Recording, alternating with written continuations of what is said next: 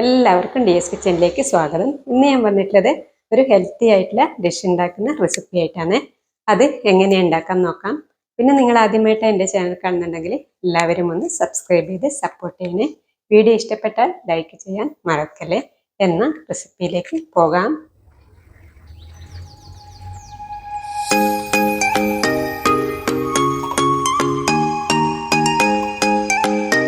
ഇതിനു വേണ്ടി ഞാനിവിടെ 1/2 കപ്പ് റാഗി പൊടിച്ചതാണ് എടുത്തിട്ടുള്ളത്.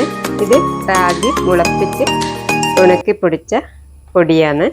അപ്പോൾ ഇത് ഞാനൊരു പാത്രത്തിലേക്ക് ഇട്ട് കൊടുത്തിട്ടുണ്ട്.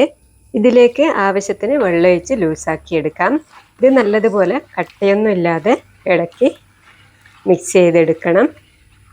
അപ്പോൾ ഇത് നല്ലതുപോലെ ഇളക്കിയെടുത്തിട്ടുണ്ട്. ഇനി അതിലേക്ക് നമ്മൾ ചേർത്ത് കൊടുക്കുന്നത് 1 ടേബിൾ സ്പൂൺ നിറച്ച് നട്ട്സ് പൊടിച്ചതാണ്. അണ്ടിപ്പരിപ്പും ബദാമും വാൾനട്ടും കൂടി വറുത്ത് പൊടിച്ചതാണിത്. ഇത് ഇട്ട് കൊടുക്കാം.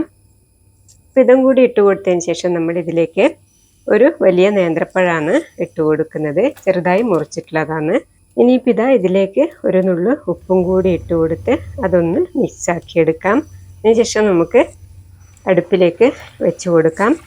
ഇനിയിപ്പോൾ ഇതാ ഇതിലേക്ക് ഒരു 1/4 കപ്പ് പാലും കൂടി ചേർത്ത് കൊടുക്കുന്നുണ്ട്.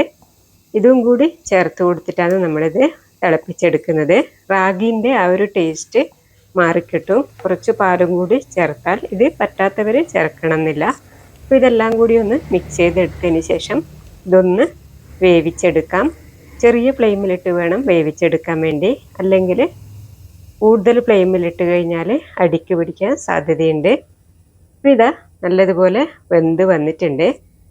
റാഗിയെല്ലാം നല്ലതുപോലെ വെന്ത് വന്നിട്ടുണ്ട്. ഇനിയിപ്പോൾ ഇതാ ഇതിലേക്ക് 1 ടേബിൾ സ്പൂണോളം വെള്ളം ഉരുക്കി അരിച്ചെടുത്തതാണ് ഒഴിച്ചു കൊടുക്കുന്നത്. മധുരം ഇഷ്ടമില്ലാത്തവർ ഇതിൽ മധുരം ചേർക്കേണ്ട ആവശ്യമില്ല. അപ്പോൾ ഇതാ ഇതെല്ലാം കൂടി ഒന്ന് നല്ലതുപോലെ മിക്സാക്കി എടുത്തതിന് ശേഷം നമ്മൾ ലാസ്റ്റ് ഇതിലേക്ക് 1 ടീസ്പൂണോളം നെയ്യും കൂടി ചേർത്ത് കൊടുക്കുന്നുണ്ട്. ഇതും കൂടി ചേർത്ത് കൊടുത്ത് ഒന്ന് എല്ലാം കൂടി ഒന്ന് സെറ്റാക്കി എടുക്കണം.